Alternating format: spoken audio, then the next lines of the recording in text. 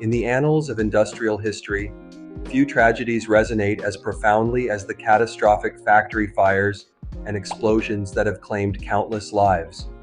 Take the 1947 Texas City disaster, for instance, where a ship carrying ammonium nitrate exploded, killing nearly 600 people and injuring thousands.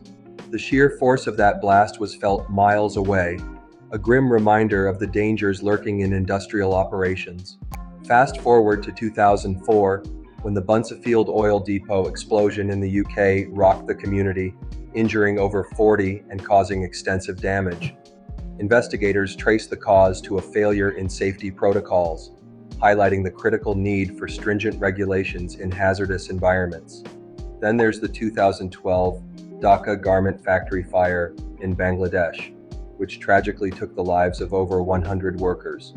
Poor safety standards and locked emergency exits turned a routine workday into a nightmare, sparking global outrage and calls for reform in the garment industry.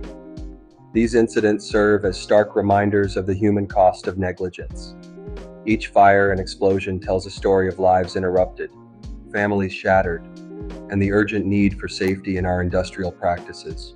The echoes of these tragedies linger, urging us to remember and to act.